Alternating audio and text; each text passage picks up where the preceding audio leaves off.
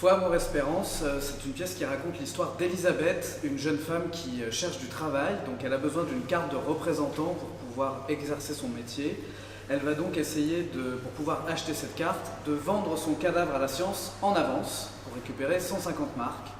Ça ne va pas marcher et elle va se retrouver dans une série d'imbroglios judiciaires qui vont la mener à la prison et peut-être même à pire parce qu'elle va être considérée comme une fraudeuse alors que c'est une femme qui cherche simplement à travailler dans une société en crise. Et Foi, amour, espérance, c'est aussi une pièce invisible, c'est comme ça qu'on l'a nommée, qui sont des tables de dramaturgie.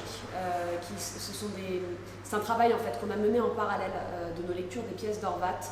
On s'est rendu compte qu'on avait aussi besoin de faire un point sur 2022-2023. Et donc cette pièce invisible, c'est aussi pour nous une manière de créer des liens, faire des ponts entre 1932, donc date d'écriture de Foi, amour, espérance, et aujourd'hui. Et on s'est aperçu qu'il y avait vraiment matière à. Donc c'est aussi une pièce qui est finalement une sorte de documentaire de sa propre création qu'on présente en direct auprès des spectateurs. Je crois que c'est en lisant déjà toutes les pièces d'Horvath qu'on s'est rendu compte que l'écho n'était pas que sur une pièce, mais sur l'ensemble de son œuvre. Et on a tendance à se dire, nous, au sein de l'équipe, qu'il a été un lanceur d'alerte déjà à son époque. Il était visionnaire en fait sur la manière dont l'Allemagne était en train de s'effondrer, on va dire petit à petit. Et plus on a avancé dans cette réflexion, plus les ponts sont devenus de plus en plus clairs. On parle beaucoup de la question de la fascisation de la société aujourd'hui, de la montée du racisme, évidemment du fossé économique. Et on a tous été partie prenante en fait, dans ces recherches. Tout le monde donnait des éléments en plus et ça ne faisait qu'enrichir en fait, ce lien entre les deux époques. En effet, c'est ça, c'est un auteur qui parle d'une société en crise qui se dirige vers un nationalisme que nous, on connaît pour connaître l'histoire, mais il est déjà à l'époque parmi les gens qui disent « attention, faites vraiment très attention à ça ». Et à l'époque, les gens disent « mais c'est pas possible, l'extrême droite ne sera jamais au pouvoir, l'horreur n'atteindra jamais un tel degré, etc. etc. » Donc, nous, c'est aussi ce rapport-là qu'on veut faire, c'est-à-dire qu'on s'aperçoit que comme à l'époque, les médias se mettent à avoir un discours sur un certain nombre de boucs émissaires de la société. Aujourd'hui, quand on dit qu'on ne peut pas, quand on essaie de faire un parallèle, de dire il y a danger à présenter un groupe comme étant contraire aux intérêts des autres, il y a un fort danger d'exclusion, voire pire. Et tout le monde dit mais non, c'est pas la même chose, il ne se reproduira jamais une chose aussi violente que le nazisme, etc. Et donc c'est là-dessus qu'on veut pointer du doigt, qu'on veut dire que s'il y a un danger, qu'il est toujours présent, et que c'est important aussi de combattre ce discours médiatique, ce discours politique, par un spectacle, par une autre façon de s'adresser aux gens, et en prenant le parallèle avec l'histoire.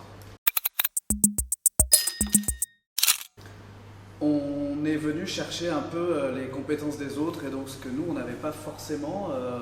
Moi quand je suis arrivé au tout départ avec Foi, amour, espérance, je me suis dit j'ai très envie de monter ce texte-là, je ne sais pas trop comment, j'ai l'impression qu'on pourrait le mélanger à d'autres pièces d'Horvath, j'ai l'impression qu'on pourrait parler d'aujourd'hui.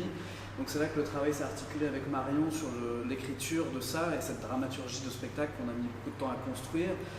C'est vraiment deux collectifs qui ont mêler leurs points forts en fait et donc pareil, Joachim est musicien, à la Dusèche on n'a pas de musiciens qui fassent partie de notre collectif, donc c'est comment on est allé chercher les forces de l'autre, chercher à apprendre à travailler ensemble et du coup ça s'est fait avec aussi beaucoup de douceur et de respect pour le travail de l'autre et d'envie de découvrir ce que l'autre pouvait faire et comment nous on pouvait changer notre façon de travailler, notre façon d'être artiste au contact des autres.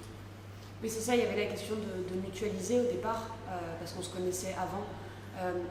Et cette histoire de mutualisation avec ce texte, qui n'est pas toujours évident, je trouve que ça a créé une forme de plaisir de jouer ensemble, qui crée une contamination aussi d'acteurs, d'actrices, de modestie aussi par rapport à ce texte, par rapport à ce qu'on porte là comme propos.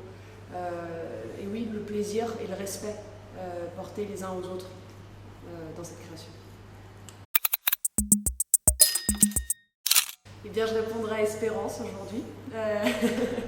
Et parce que là, en fait, ça fait 3 semaines qu'on est en résidence et on a pas mal de publics qui sont déjà venus nous voir. Et ce qui est beau, c'est qu'à la fin de ce travail, les gens restent. Et les gens ont envie de parler avec nous, parler du sujet. Et on s'aperçoit qu'en fait, il y a une inquiétude, il y a une mobilisation aussi en ce moment. Et voilà, et en fait, c'est un pari de faire cette pièce et de voir comment là, c'est entendu. Ça donne de l'espoir, en fait, de se dire, là, c'est du théâtre, mais déjà, on reste, on se parle. Donc, voilà, faisons société comme ça. Je balance entre amour et espérance, mais comme Marion a pris espérance, je vais dire amour. Parce que c'est ce que dit Horvat, l'amour, c'est aussi ce qui fait tenir une société. C'est l'amour de la personne qu'on ne connaît pas, en fait. Et c'est ça que nous raconte cette pièce, c'est qu'on cimente aussi notre société grâce à l'amour qu'on porte à l'inconnu dans la rue, celui dont on ne connaît ni la vie, ni les enjeux. Si on le considère comme un égal, on l'aime forcément. Et c'est cet amour-là qui fait qu'on peut avancer, faire corps, se mobiliser, partager des choses en commun, se comprendre aussi.